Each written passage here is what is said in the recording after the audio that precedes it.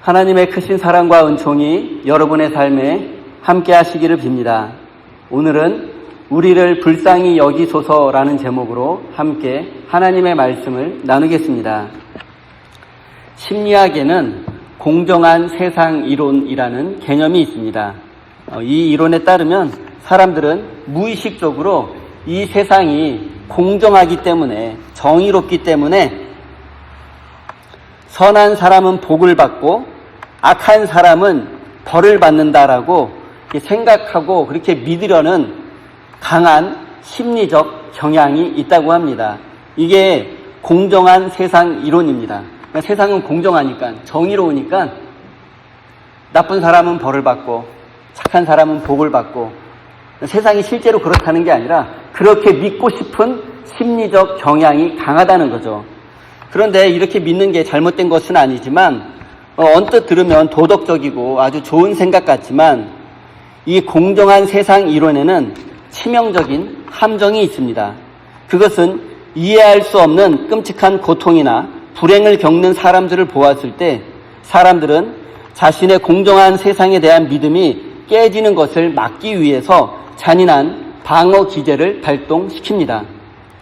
이게 뭐냐면, 이게 어떤 의미냐면, 고통받는 사람을 향해서 저 사람이 저렇게 끔찍한 고통을 당하는 데에는 분명히 우리가 알지 못하는 그만한 이유가 있을 거야.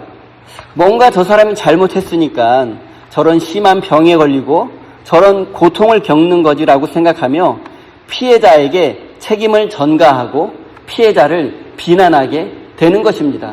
세상은 공정하고 정의로우니까 이 세상은 문제가 없습니다.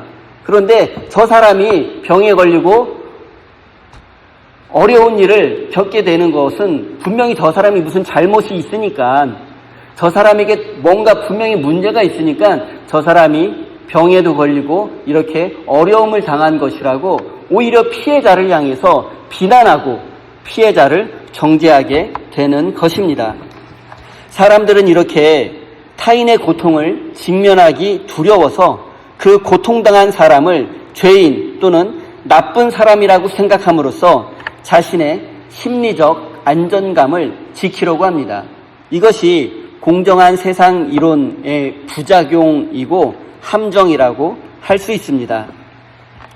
이러한 폭력적인 시선 아래서 극심한 고통에 처한 사람들은 부르짖지만 그들의 부르짖음은 외면당하기 일쑤입니다. 한국 문학의 거장 고 박안서 작가에게는 서울대 의대를 졸업한 25된 아들이 있었습니다. 그런데 그 아들이 어느 날 교통사고로 생을 마감하게 되었습니다. 그리고 이 사건은 남편이 세상을 떠난 지 몇 달 되지 않아서 일어난 끔찍한 사고였습니다. 부모가 자식을 잃은 슬픔을 참척이라고 말합니다. 참척의 슬픔. 자식이 부모보다 먼저 죽은 비극과 그로 인해서 부모가 겪는 끔찍한 슬픔이 바로 참척의 슬픔입니다. 한자어로 참혹할 참, 슬퍼할 척입니다. 한자어의 뜻은 마음이 도끼로 찍혀나가는 참혹하고 뼈아픈 슬픔입니다. 슬플 척이라는 한자어를 이렇게 보면은 마음이 도끼로 찍혀나가는, 마음심과 도끼 도자가 합쳐져서 슬퍼할 척이 됐는데, 이것은 마음이 도끼로 찍혀나가는 것과 같은 극심한 고통, 그것이 바로 자식을 잃은 참척의 슬픔입니다. 천주교 신자였던 박완서 작가는 아들을 잃은 이 참척의 고통 속에서 하나님을 향해서 짐승처럼 울부짖었습니다. 하나님, 왜 하필 나입니까? 왜 하필 내 아들이 죽어야 합니까? 제발 한 말씀만 하옵소서. 인생의 벼랑 끝에서, 이 절망의 끝에 선 어머니의 절규입니다. 그래서 이 박완서 작가는 이 고통을 극복해 나가는 과정과 그 가운데에서 깨달은 진리, 그리고 자신이 회복되고 다시 하나님 앞에 나아가는 과정을 그린 책이 바로 한 말씀만 하옵소서라는 책입니다. 여러분 한번 읽어보시기를 권합니다. 여러분 안타깝게도 현대인들은 이런 박안서 작가의 한 말씀만 하옵소서와 같은 이런 절규를 불편해하고 외면하는 경향이 있습니다. 누군가 나를 좀 도와주십시오, 우리를 불쌍히 여겨주십시오라고 부르짖을 때 사람들은 그들을 외면하거나 무시하는 경향이 강합니다. 심지어 그런 부르짖음을 무능력하고 게으른 사람들의 변명이거나 경쟁 사회에서 도태된 실패자들의 나약함으로 치부하기 쉽습니다. 현대인들은 타인의 고통에 전염되지 않기 위해서 두꺼운 무관심의 벽을 만들어가고 있는 것 같습니다. 하지만 오늘 본문 말씀 속에 예수님은 다릅니다. 예수님은 세상이 만들어 놓은 무관심, 이런 미움의 장벽을 무너뜨리고 짐승처럼 절규하는 사람들에게 다가가십니다. 오늘 말씀을 통해 극심한 고통의 자리에서 터져나오는 우리의 부르짖음이 어떻게 하나님을 향한 감사로 연결되는지 살펴보도록 하겠습니다. 오늘 본문 말씀은 예수님께서 십자가를 지기 위해서 예루살렘으로 가시던 중 사마리아와 갈릴리 사이라는 이 접경지대에서 일어난 사건입니다. 본문의 내용을 간단히 말씀드리면 예수님께서 10명의 나병 환자를 고쳐주셨는데 그 중에 한 명만이 돌아와서 예수님께 감사드렸다는 내용입니다. 이 사건의 의미를 올바로 이해하기 위해서 예수님 당시 나병 환자들이 겪어야 했던 현실과 역사적 배경을 알아보겠습니다. 구약성경 레위기에 따르면 나병에 걸린 사람들은 마을 밖으로 쫓겨나 철저히 격리되어서 살아야만 했습니다. 당시 사회에서 나병은 치명적인 전염병이었을 뿐만 아니라 종교적으로는 하나님의 저주를 받은 무서운 낙인이었습니다. 심리학의 공정한 세상 이론이 가장 폭력적으로 적용된 희생자들이라고 말할 수 있습니다. 나병의 실제 증상은 참혹하기 그지없습니다. 처음에는 피부에 작은 반점이 생기지만 점차 살이 썩어 들어갑니다. 피부의 끔찍한 변형보다 더 무서운 것은 바로 감각의 상실입니다. 코가 문드러지고 썩어서 코가 떨어져도 손가락과 발가락이 떨어져 나가도 신경이 마비되어 통증을 느끼지 못하게 됩니다. 통증을 느끼지 못하다 보니 뜨거운 물에 데워도 화상을 입어도 고통을 느끼지 못하고 쥐가 발가락을 갉아먹어도 고통을 느끼지 못하게 됩니다. 그러나 이렇게 육신이 망가지는 것보다 나병 환자들을 더 아프게 하는 것은 그들이 당면해야 했던 사회적 죽음이었습니다.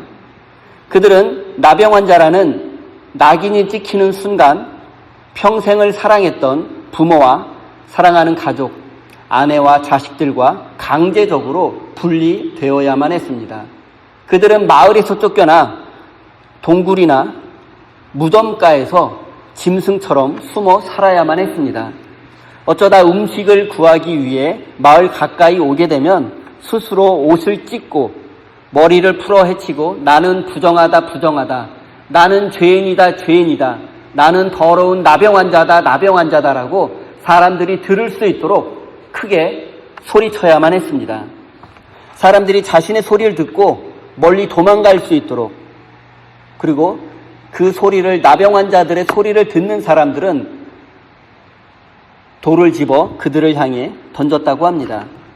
이러한 배경을 알고 나면 오늘 본문 말씀에서 10명의 나병 환자가 감히 예수님께 가까이 나아오지 못하고 멀리서 우리를 불쌍히 여겨달라고 소리칠 수밖에 없었던 그 이유를 우리가 알게 됩니다.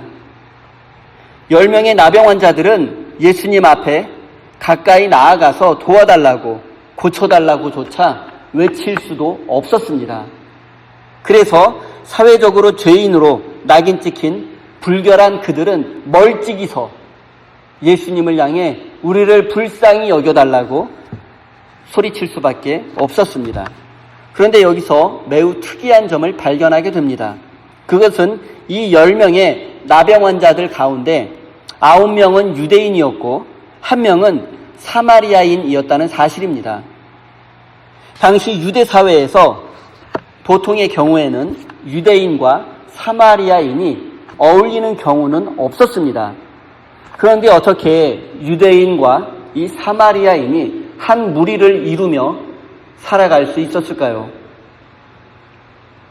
여기에는 삶이 우리에게 가르쳐주는 역설이 있습니다. 고통 앞에서는 인간이 세운 모든 사회적 차이가 아무것도 아닌 것이 되어 버린다는 것입니다.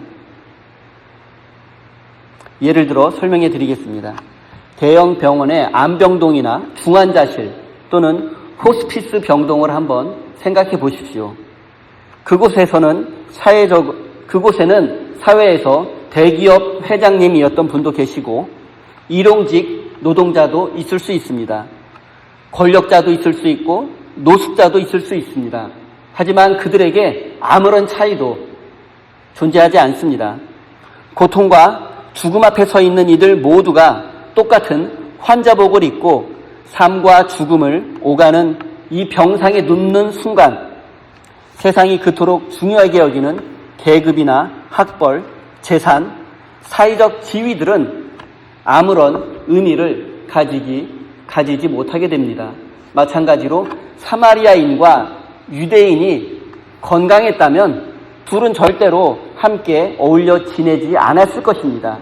하지만 그들이 나병이라는 무서운 병에 걸리게 되었고 그 나병이라는 절대 고독 앞에서, 절대 고통 앞에서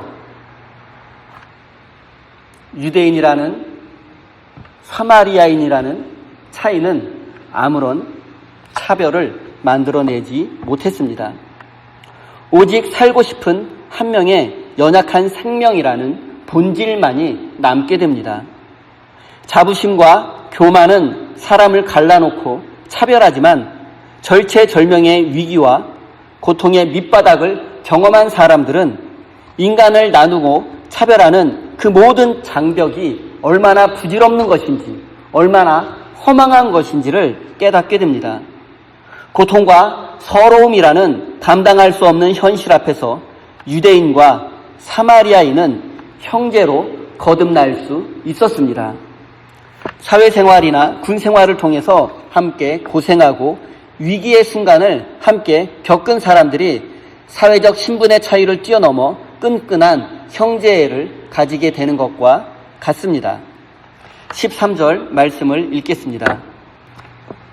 예수 선생님, 우리를 불쌍히 여겨 주십시오. 앞서 말씀드렸던 것처럼 현대인들은 이런 외침, 이런 절규를 외면합니다. 이렇게 부르짖는 사람을 자기 관리에 실패한 무능한 사람으로 취급합니다. 왜냐하면 자신은 이런 비참한 운명에 떨어지지 않을 것이라고 과신하고 있거나 또는 스스로 기댈 곳이 너무 많고 의지할 때가 너무 많기 때문입니다.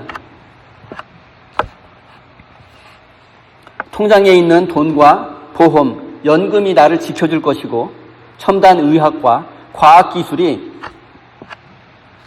내 인생을 구원해 줄 것이라고 믿습니다.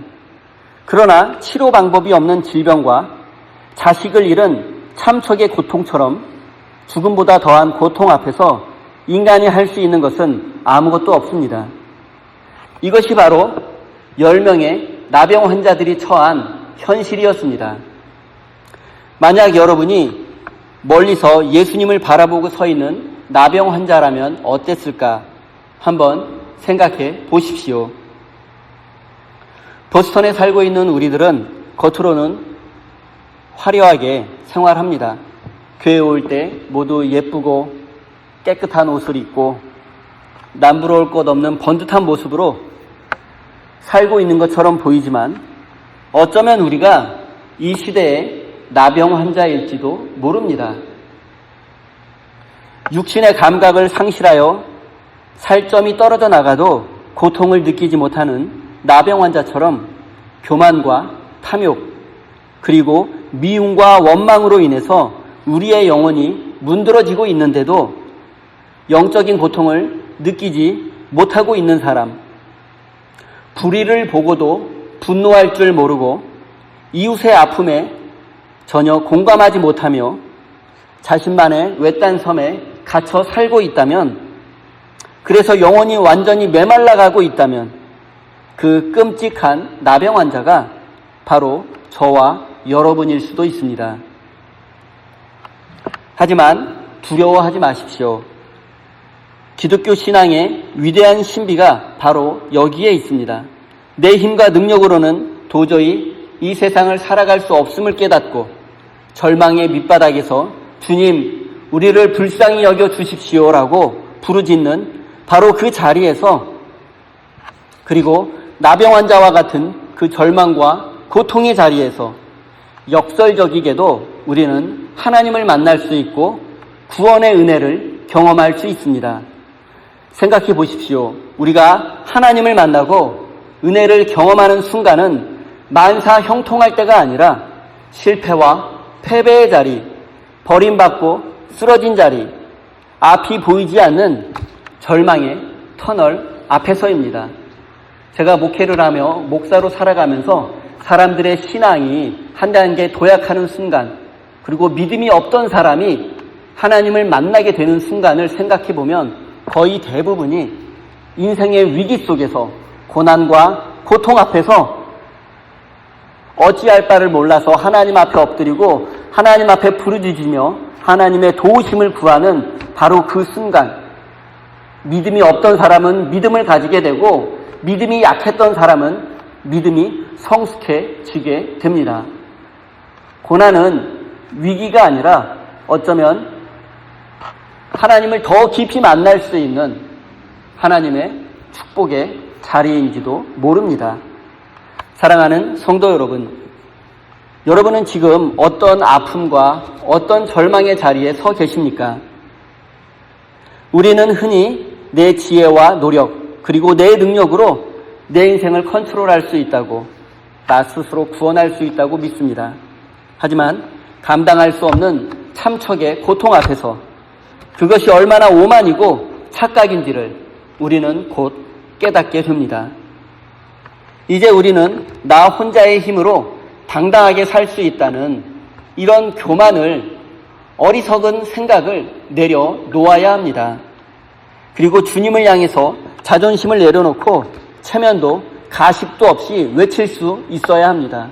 주님, 나를 불쌍히 여겨 주십시오. 이렇게 절규할 수 있어야 합니다. 나는 주님 앞에서 단 하루도 살 수 없는 환자입니다. 우리가 인생의 위기 앞에서 스스로 무능함을 인정하고 고백하는 주님, 나를 불쌍히 여겨 주십시오라는 이 고백이야말로 치유와 회복, 그리고 구원의 시작이 될 것입니다. 사랑하는 성도 여러분, 이 시간 여러분의 아픔과 상처, 그리고 감당할 수 없는 모든 인생의 문제를 하나님 앞에 고백하시기 바랍니다.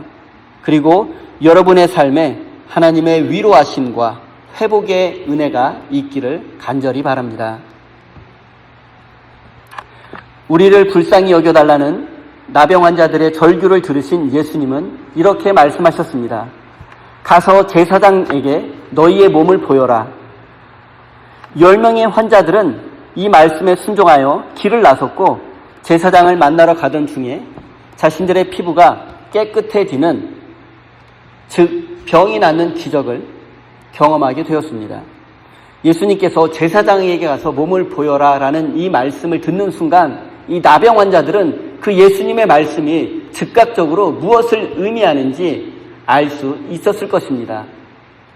구약성경 레위기에 보면 나병 환자가 깨끗하게 고침받았다면 기적적으로 나병 환자든 구약 성서 시대 고대인들은 피부병이 조금만 심해도 다 문둥병이라고 생각을 했어요. 그래서 그 중에는 피부병, 문둥병이 완치되는 경우가 있었다고 합니다. 그러면 자기의 병이 완치되었다는 사실을 확인받기 위해서 제사장에게 몸을 보여주고 제사장이 당신의 문둥병, 당신의 피부병이 이제 완치되었습니다라고 제사장이 선언을 해야만 사회로 복귀할 수 있었고 가정으로 돌아갈 수 있었습니다. 그렇기 때문에 이런 배경 속에서 10명의 나병 환자들은 제사장에게 몸을 보이라는 것은 자신들의 나병이 나을 것이라는 그런 기대와 믿음을 가질 수 있었던 것입니다. 당시 의학으로는 고칠 수 없었던 불치병에서 해방되었으니 당장 사랑하는 가족에게 달려가고 싶었을 것입니다. 그리고 실제로 10명 중 9은 제사장에게 병이 나았다는 확인을 받고 자신들의 일상으로 돌아갔습니다. 그런데 이들 중 단 1명, 유대인에게 짐승 취급받던 사마리아 사람만이 가던 길을 멈추고 큰 소리로 하나님을 찬양하며 예수님께 돌아왔습니다. 그리고 예수님 발 앞에 엎드려 감사를 드렸습니다. 우리는 이 대목에서 감사의 본질이 무엇인지 깨닫게 됩니다. 사람들은 보통 감사할 만한 일이 생기면 감사합니다. 그리고 작은 것이라도 감사의 조건을 어떻게든지 찾아서 감사해야지라고 생각을 합니다. 하나님, 저의 병을 고쳐주시면 감사하겠습니다. 하나님, 우리 아이가 좋은 대학에 합격하면, 하나님, 사업이 잘 되면, 하나님, 건강해지면 그때 감사하겠습니다. 그리고 감사할 게 없을 때에는 작은 거라도 주변에서 감사할 조건들을 찾아요. 그래서 하나님 앞에 감사하려고 합니다. 하지만 조건부 감사는 그 조건이 사라지거나 그 조건이 충족되지 않았을 때에는 즉시 원망과 불평으로 변하게 됩니다. 여러분, 오늘 본문 말씀을 보십시오. 10명의 나병 환자 모두가 불치병이라는 불치병에서 나병 환자에서 치유받는 그들 인생의 최고의 감사의 조건이 충족되었습니다. 세상에 불치병에서 회복된 것보다 감사할 조건이 어디 있겠습니까? 그런데 진정한 감사는 오직 한 사람만이 했습니다. 눈앞의 조건이 해결되었다고 해서 감사의 삶을 살게 되는 것이 아님을 보여주는 것입니다. 참된 감사는 조건에서 오는 것이 아니라 하나님과의 관계에서 오는 것이기 때문입니다. 인간의 심리와 뇌는 참 묘해서 아무리 간절히 원하고 또 바라던 것이 주어진다 할지라도 금방 거기에 적응해 버립니다. 눈물 나게 원하던 직장에 합격하거나 평생 꿈꾸던 좋은 집에 이사를 해도 연봉이 2배, 3배 올라도 그 벅찬 감동은 오래가지 않고 그 상황에 금세 적응해 버리고 맙니다. 몇 달이 지나면 그것은 당연한 일상이 되어버리고 이내 더 좋은 직장, 더 화려한 집, 더 높은 연봉, 더 좋은 것을 갈망하며 또다시 마음속에 원망과 불평이 싹트기 시작합니다. 이것이 피할 수 없는 인간의 한계입니다. 그렇기 때문에 어떤 조건이 충족되었을 때 감사하는 것은 유통기한이 너무 짧습니다. 시쳇말로 인간의 마음은 화장실에 들어갈 때와 나올 때가 다릅니다.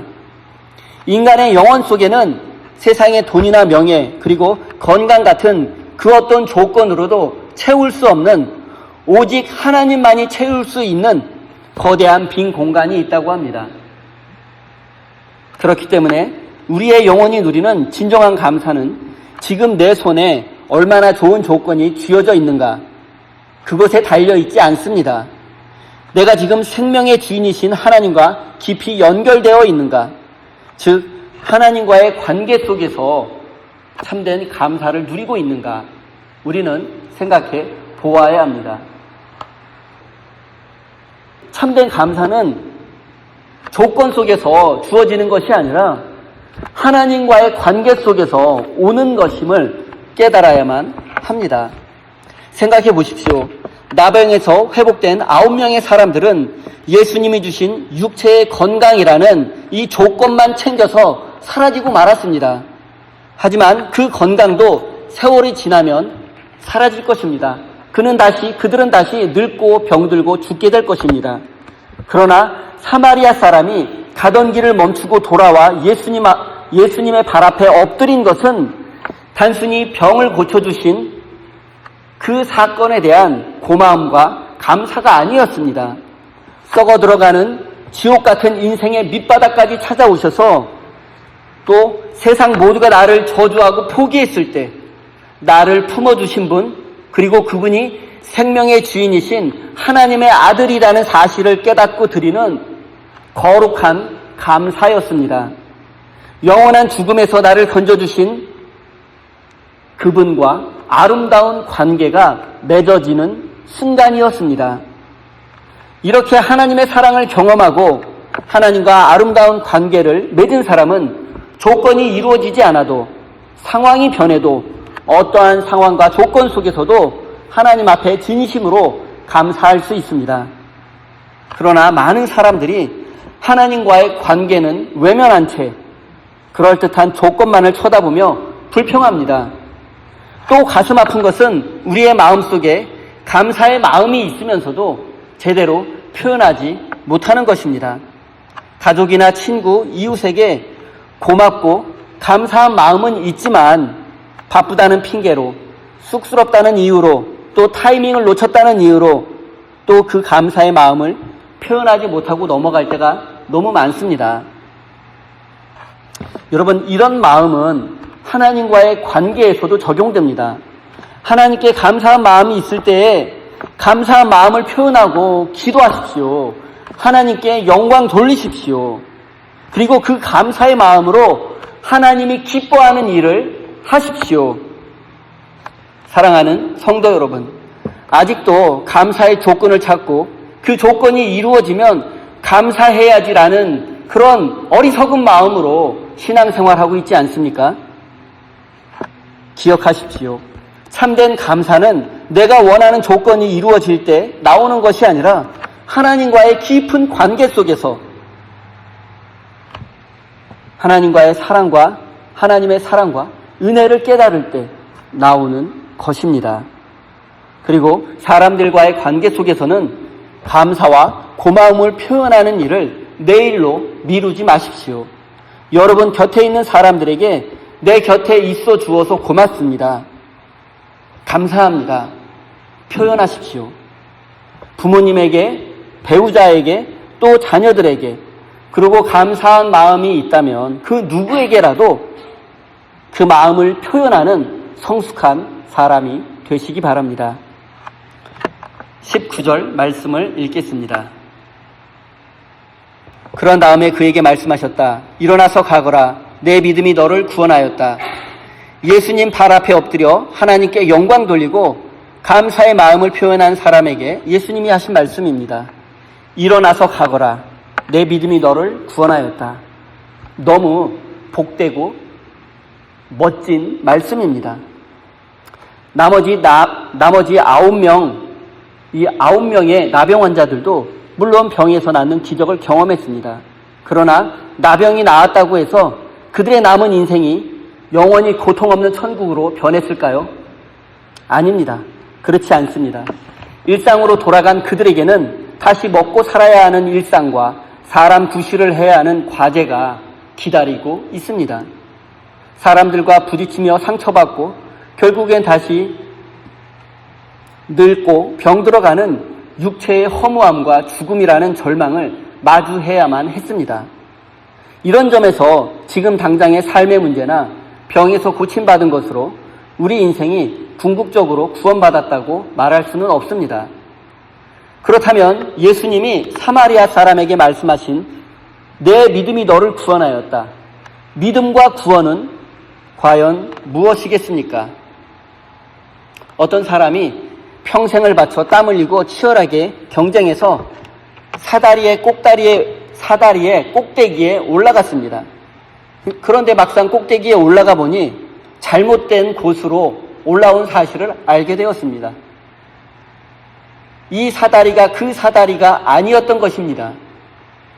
사다리 꼭대기에 올라와 있지만 그곳은 그가 바라던 곳이 아니었습니다. 남들보다 더 빨리 더 높이 올라갔지만 성공했지만 남들은 그를 부러워하지만 그곳은 자신이 원하고 바라던 곳이 아니었습니다. 방향이 잘못되었습니다. 꼭대기에 올라갔지만 그에게 남은 것은 허무함 뿐이었습니다. 9명의 나병 환자들은 육체의 질병에서 고침받았습니다. 평생 원하고 바라던 일이 이루어졌고 사다리 꼭대기에 올라갔습니다.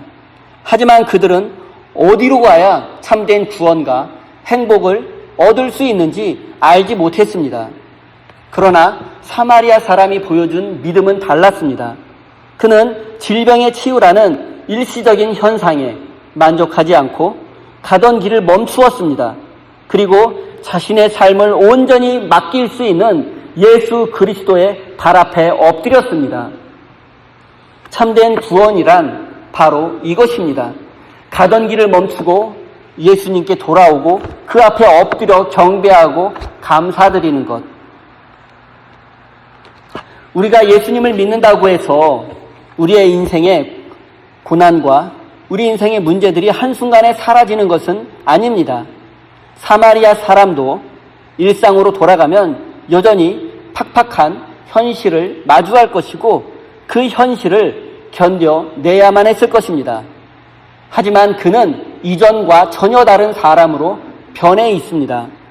예수 그리스도를 통해서 육체의 질병에서 회복되었을 뿐만 아니라 예수님을 통해서 참된 생명을 경험하게 되었고 구원받았기 때문입니다. 혼란스러운 세상 속에서 절대적인 삶의 지향점을 얻게 되었습니다. 이것이 바로 성경이 말하는 구원입니다. 내가 어디로 가야 하는지, 내가 무엇을 해야 하는지, 어떻게 사는 것이 참된 믿음의 삶인지 삶의 지향점을 깨닫게 되었습니다. 사랑하는 성도 여러분, 여러분의 신앙을 단순히 눈앞의 경제적 위기나 육신의 문제만을 해결해달라고 조르는 그러한 수단으로 전락시키지 마십시오. 당장의 급한 불은 껐지만 세상에 헛되고 허무한 길로 돌아간 9명의 나병 환자와 같은 그러한 허무한 인생이 되지는 마십시오. 사랑하는 성도 여러분, 이제 생명의 주인이신 하나님께 여러분 인생의 운전대를 내어 맡기십시오. 그럴 때에 하나님께서 이 세상의 문제뿐만 아니라 죄와 죽음이라는 우리 인생의 근원적인 문제까지 해결해 주시고 우리를 참된 행복과 평화의 길, 구원의 길로 인도해 주실 것입니다. 이제 우리는 우리의 능력으로 우리 인생을 책임질 수 있다는 교만을 내려놓고 우리를 불쌍히 여겨 주십시오라는 마음으로 하나님 앞에 나아가고 기도해야 합니다. 내가 원하는 조건이 충족되지 않았다고 해서 원망하거나 불평할 것이 아니라 고통의 현실 가운데 찾아오셔서 우리의 손을 잡아주시고 우리를 위로하시고 우리를 회복시켜 주시고 참된 생명의 길로 인도하시는 하나님을 만나야만 합니다. 사랑하는 우리 세임교회 성도 여러분, 예배당을 나서면 잠시 바쁜 일상을 멈추고 사랑하는 가족과 친구, 이웃들에게 또 한국에 계신 또 멀리 떨어져 있는 가족과 자녀들에게 감사의 마음을, 사랑의 마음을 표현하십시오. 무엇보다 생명의 주인이신 하나님 앞에 온전히 엎드려 하나님께 감사와 영광을 올려드리고 여러분의 삶을 거룩한 믿음을 향해 결단하여 우리의 삶을 고쳐주시고 회복시켜주시는 하나님의 은혜를 풍성히 누리는 복된 인생이 되시기를 예수 그리스도의 이름으로 축원드립니다. 기도하겠습니다. 사랑의 하나님, 우리는 매일 문제없이 살아가는 듯하지만 사실은 끝없는 욕망과 이기심으로 영혼이 메말라가는 이 시대의 나병 환자임을 고백합니다. 내 힘과 능력으로 인생을 완벽하게 통제할 수 있다는 교만과 착각을 이제 십자가 앞에 내려놓습니다. 주님, 상하고 깨어진 우리의 심령을 불쌍히 여겨 주십시오. 참척과 같은 인생의 고통과 절망 앞에서 오직 생명의 주인이신 하나님을 향해 우리를 불쌍히 여겨달라고 기도하며 주님만 신뢰하는 믿음의 사람이 되게 해주십시오. 주님, 원하는 조건이 채워질 때에만 잠시 감사하다 이내 불평하던 우리를 용서해 주십시오. 이제는 세상의 조건에 집착하는 것이 아니라 어떠한 상황 속에서도 우리를 사랑하고 품어주시는 하나님과의 관계 속에서 참된 감사를 누리게 해주십시오.